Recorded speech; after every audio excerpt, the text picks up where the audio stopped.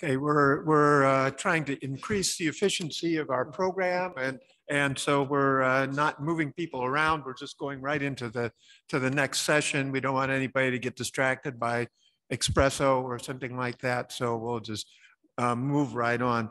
This next session is to advance a circular economy, and the reason that I helped organize this session is, several different reasons. One, before Eustace, I was the president of this organization that called ourselves the International Consortium of Advanced Bioeconomy Research. And here I was, an American from the place that had no bioeconomy policy and no real attempts to do much for one. Then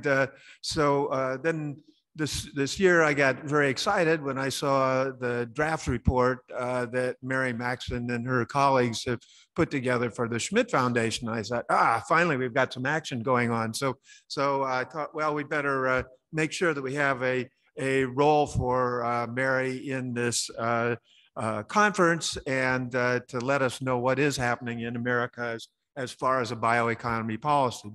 And then at the same time, we want to bring together with this nascent American economy, bioeconomy policy, the representatives of the two regions that have a much more developed and long-term commitment to bioeconomy policy.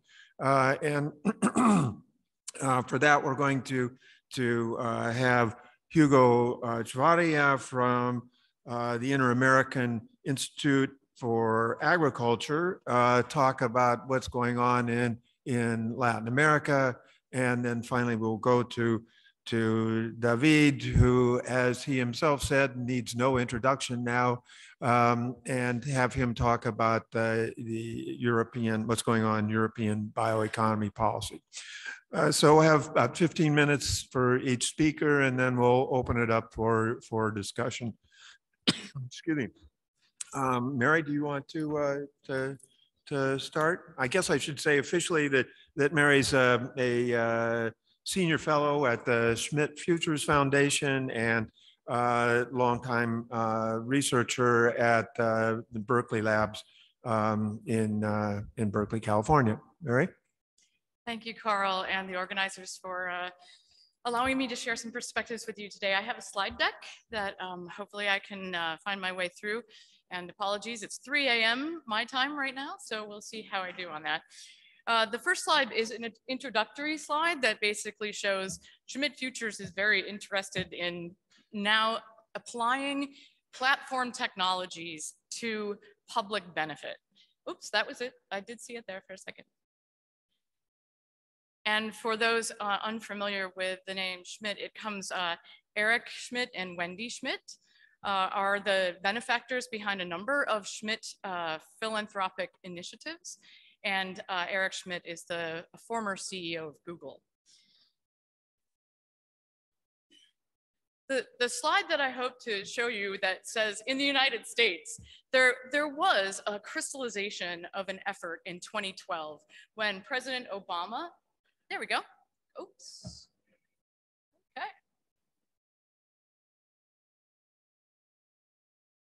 Getting closer, that looks great. Okay, let's see if this works.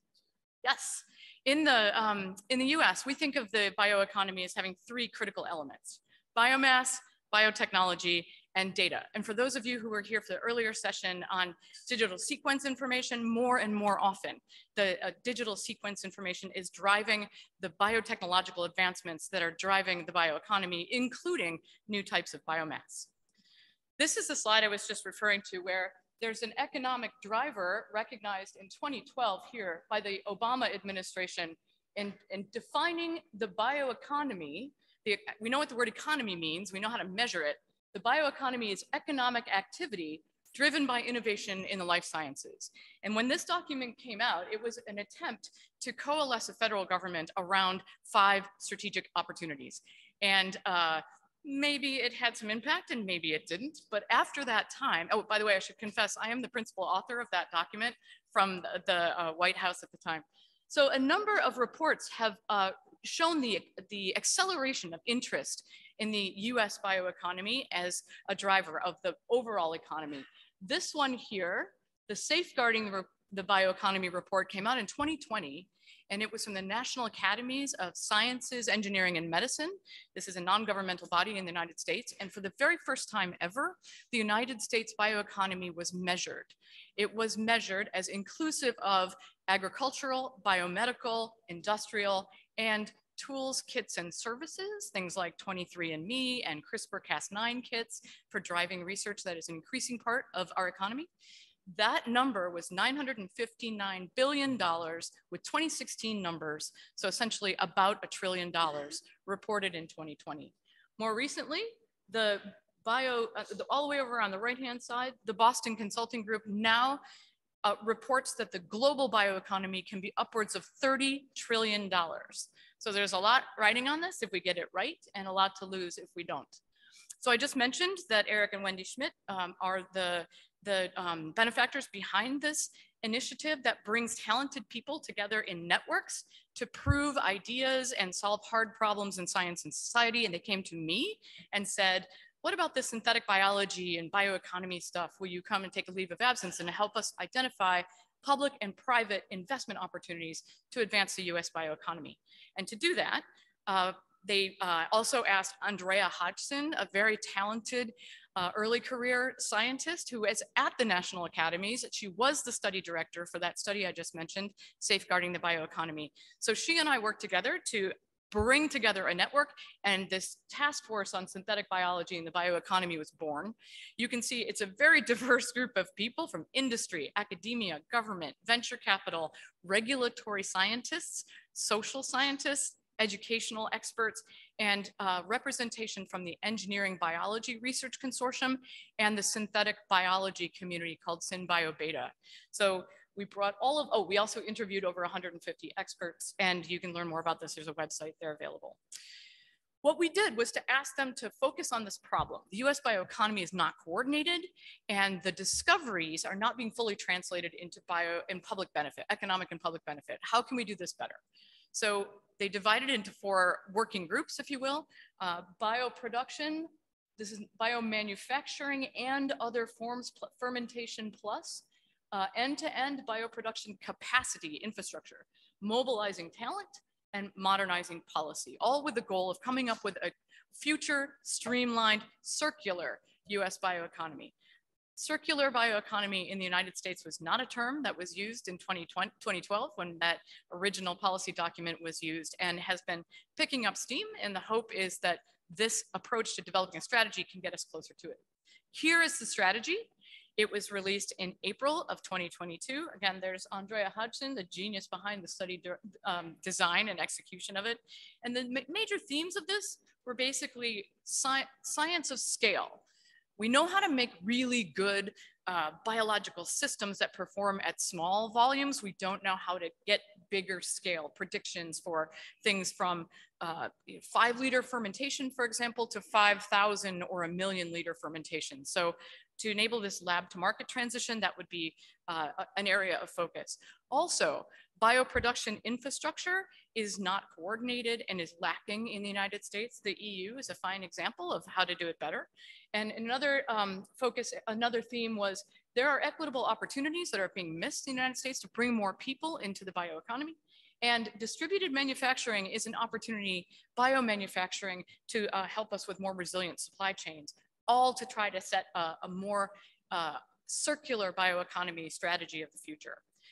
Here, this slide shows that whereas most of the people sitting in this room know well what the circular bioeconomy is, unlike a lot of Americans, what we're trying to do is to integrate biotechnology into this circular bioeconomy approach. That is, drive through biotechnology new advances. Can we make non-food crops more readily, can we make the composition of them more readily accessible to conversion technologies to get those carbon building blocks out so that agricultural residues can be used, or whole crops actually designed for that can be used to push into circular systems.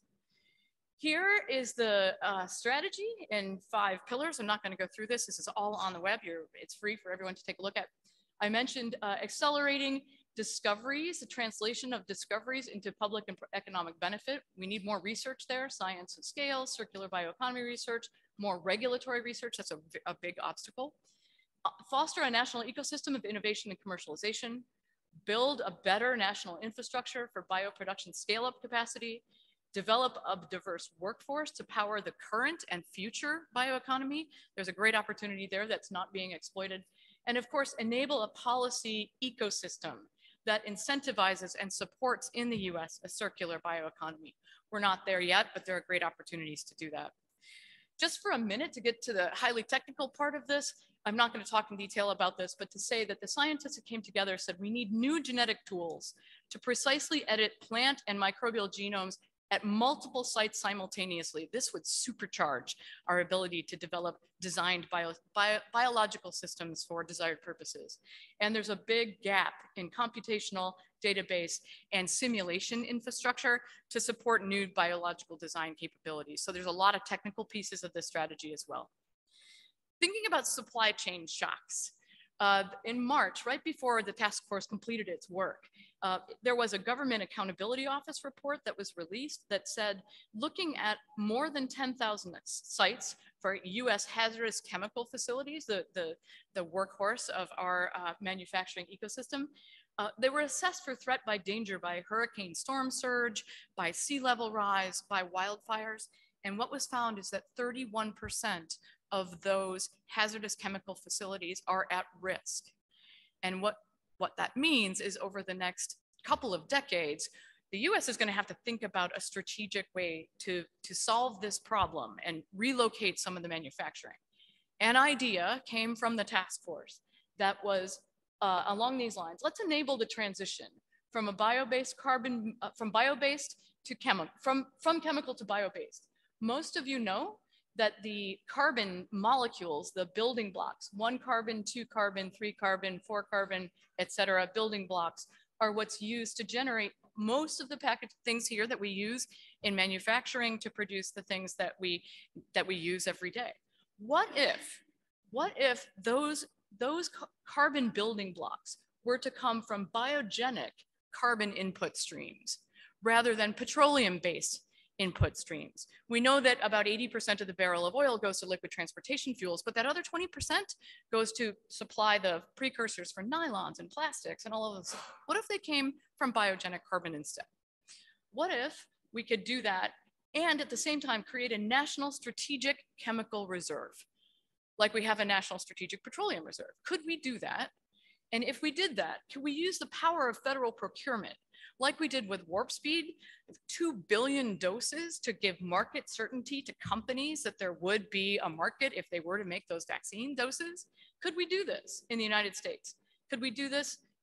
Federal procurement, bio-based building blocks, and strategic resilient supply chains. Don't know, it's an experiment. So last slide here, very quickly, tell you that there are opportunities to advance a circular bioeconomy happening right now. Last week, I noticed this that was published, 120 million euro available for advancing Europe's circular bioeconomy. This announcement is focused on 12 topics, many of which actually overlap with the strategy pieces that I just showed you.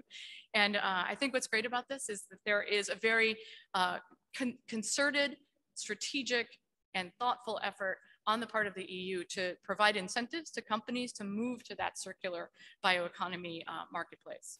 With that, I'll say thank you very much for this opportunity to join you, and I very much look forward to the discussion in the panel session. Right.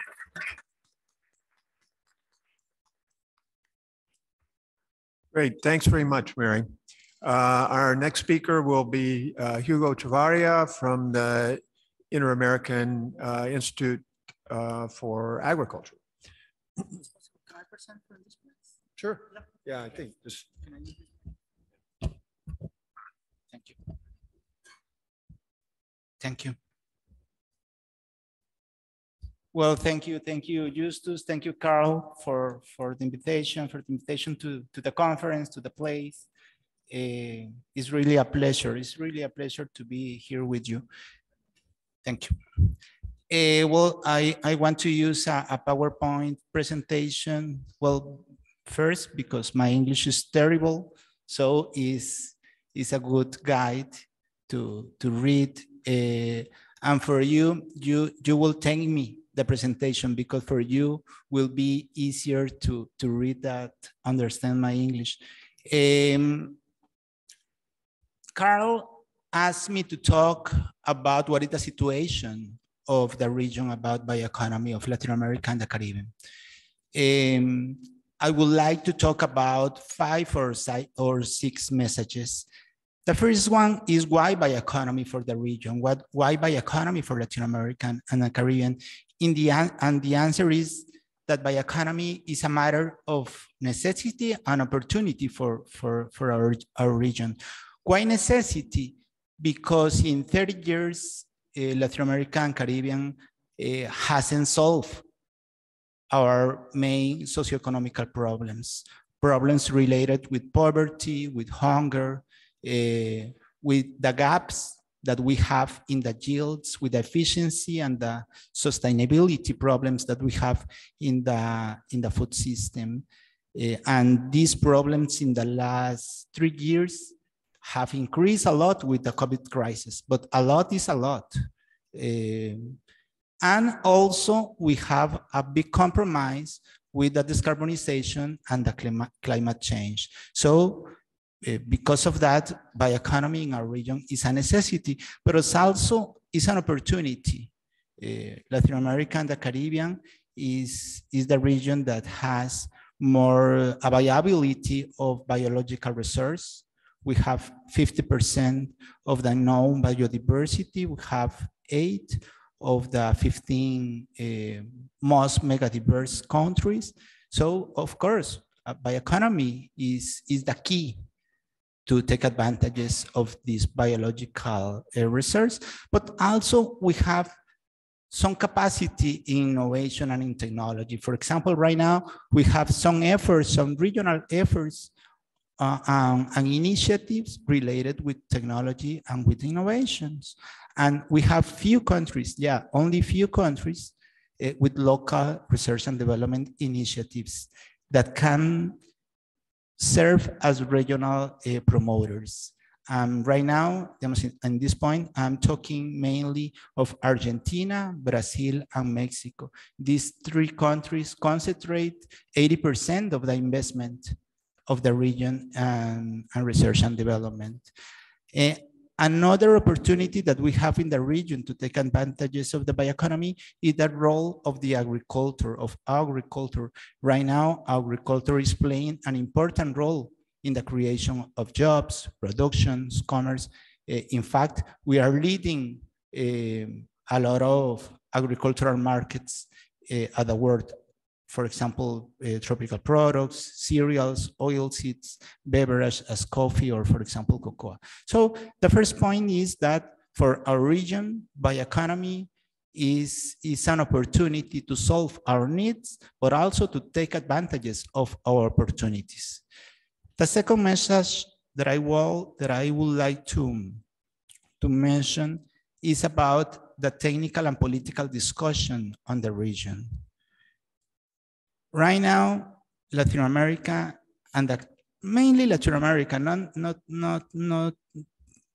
the Caribbean, but Latin America is a partner and is protagonist in the global bioeconomy space. For example, like this space, like this conference, in the Global Bioeconomy Summit, in the International Bioeconomy Forum, and also we are participating in the bioeconomy pathways platforms. And also we have created our own spaces at the region to share, to South-South cooperation, to build together. For example, we created 4 years ago the Latin American Bioeconomy Network. Right now, we are trying to create a hub for incubation and acceleration of bioenterprises, of biobusiness. The country of the Amazonian created the Pacto de Leticia. Pacto de Leticia is a pact between Brazil, Colombia, Peru, Ecuador.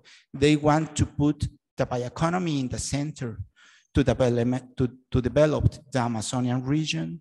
So right now we have a high-level discussion about bioeconomy in the region, and we are protagonists in some of the main spaces of bioeconomy in the world.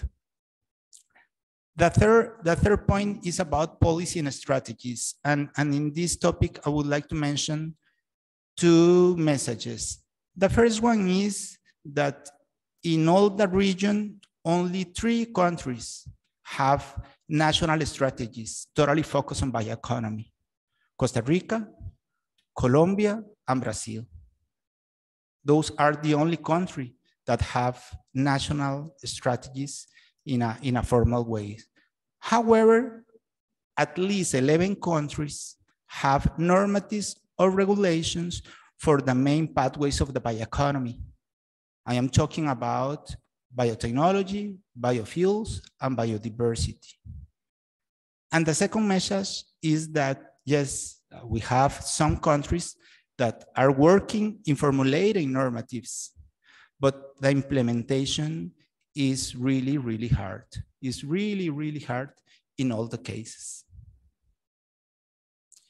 About capacity building, yeah, we have advanced in capacity building. 6 years ago, we didn't have any program or any course about bioeconomy in the region. Any. Right now, we have 9 or 10.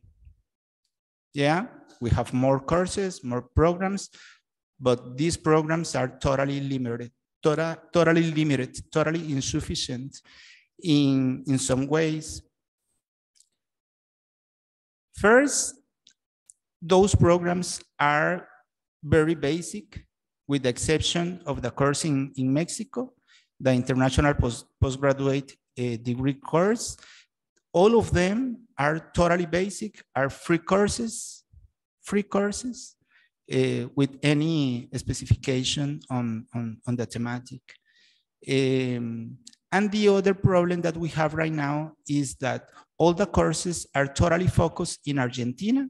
Well, with the exception of the course that we create as ICA 3 years ago, the rest of the courses are totally focused in Argentina, in Colombia, Chile, Brazil, and Mexico, and don't take into account the rest of the country that have a lot of opportunities to take advantages of the bioeconomy. For example, right now, Central America, the Andean region, or the Caribbean, they don't have any option to create capabilities in terms of bioeconomy. The next point that I would like to mention is about the biobusiness, the state of the technological and productive development. Well, in this case, we have a dissimilar situation. For example, Argentina and Brazil, they were pioneers in those two businesses, in those developments. And right now, they are leaders in the main markets of biofuels and biotechnology applications, in cereals, in oilseeds. And maybe Uruguay or Colombia or Mexico, they are in second place. But the vast majority of the countries of Latin America and the Caribbean, they are in initial stages in this business, in this biobusiness. Why? Because 2 reasons. In one way, some of these countries don't have normatives, don't have regulations to make viable biobusiness or biotechnology applications, or they don't have the capacity to create or to adapt the technology or the innovations. Another point is, for example, in the case of waste biorefinery. For a long time, a lot of people usually say that Latin America has a lot of potential to new bioproducts using waste. Yes, and it's true. We have a lot of residues. We have a lot of residual biomass. 80% of the coffee, is residues, 60% of the sugar cane, 50% of the orange, yes, of course. But make bioproducts with these waste has been so difficult for the region, so difficult. To be honest, we only know 5 or 6 experiences that right now are successful and sustainable in the time of waste biorefinery in Argentina, in Mexico, or in Colombia. So yeah, we have a lot of potential, but right now, this is not a reality in the region. My last message, yeah, we as a region, we have a lot of potential, mainly for the biological research that we have, but to convert bioeconomy in a model for sustainable development, it is totally necessary, it's totally essential that we as a region work together, at least in those 6 topics. In awareness, of course, in convince mainly the policy makers about the potential of the bioeconomy, in the creation of technical and scientific capacity, create or straight the regulatory frameworks in order to make viable this new bio business and ensure the security, for example, and the health, and promote the research, the development and investment, and create markets for bioeconomy that right now in Latin America, this is a huge problem, and prepare the rural territories to attract the investment that they need for these new bio industries. Thank you.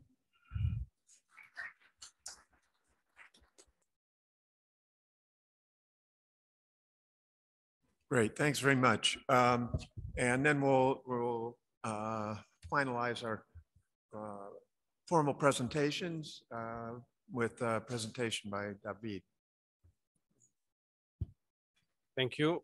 I will be the laziest panelist this time because I don't have a presentation, but I will try to add a few thoughts related to the topic.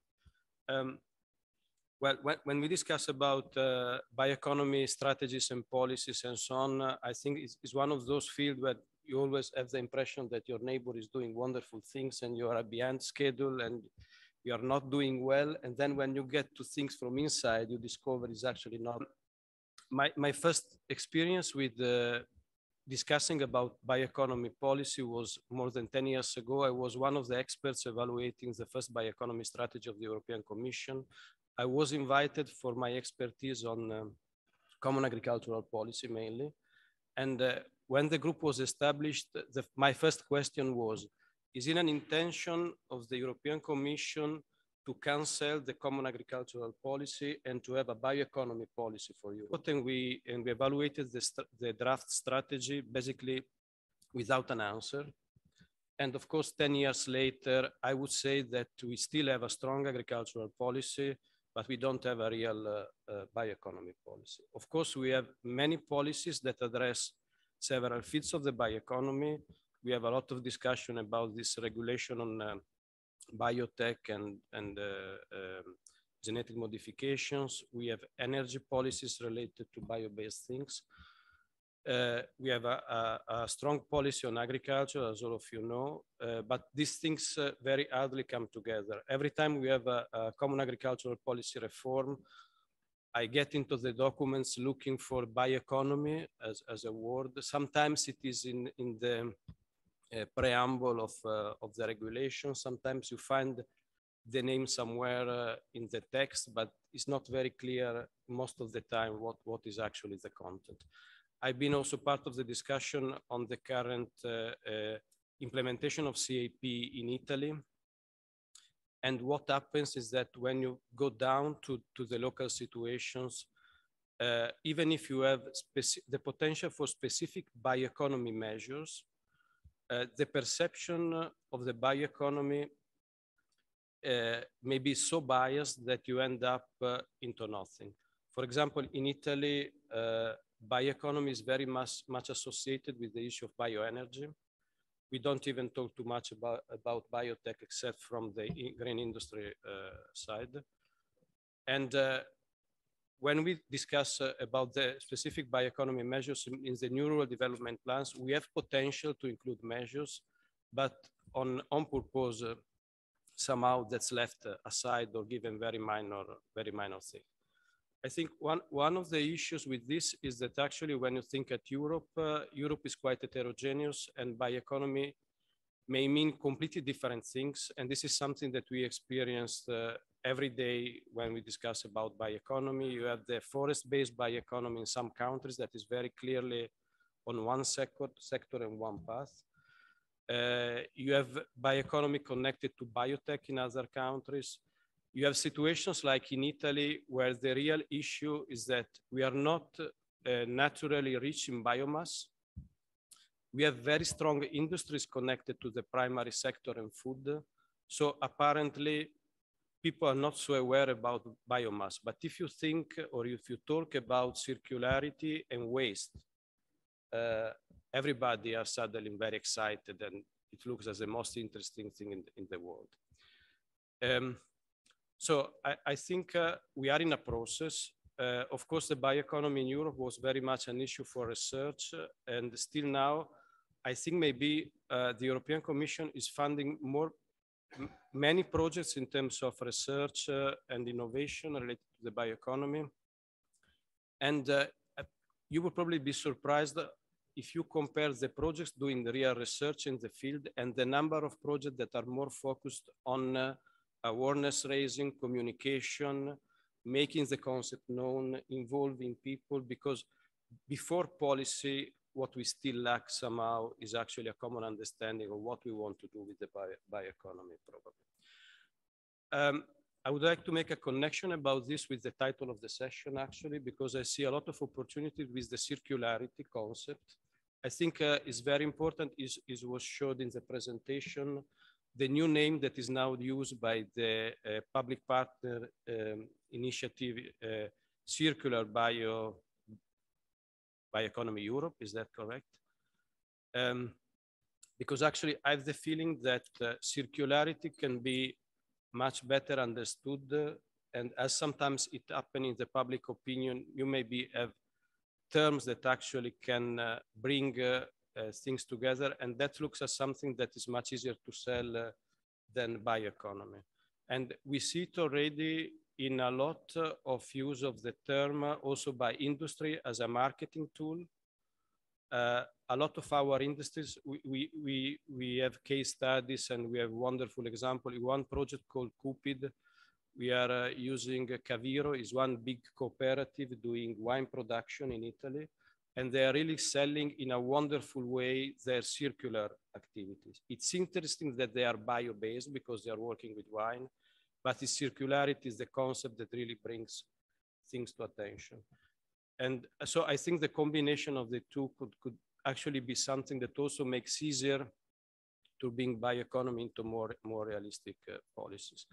The other thing, issue, I think, is the connection with ecosystems, environment, and resources, and so on. For example, I think this topic of carbon farming is something that brings bioeconomy, well, it was already, but more out of bio-based industry things and connects to at least the agri-environment, the agri-ecosystem. And that's something that could help finding alliances, I would say. Because actually in policy or maybe political terms, the perception I have, and this may be very much affected by Italy, is that when we look at the, fortunately, we have statistics about the European bioeconomy by a JRC, where it's clear that food and agriculture are accounted for. But the problem is that the biggest sector of the bioeconomy in terms of value added or turnover, they still feel outside the bioeconomy. They feel as they are something different and they are not involved and not embedded in the bioeconomy. basically food and agriculture, if I think at Italy in terms of monetary value and in terms of employment, just don't want to be part of something wider. Thank you very much. Great.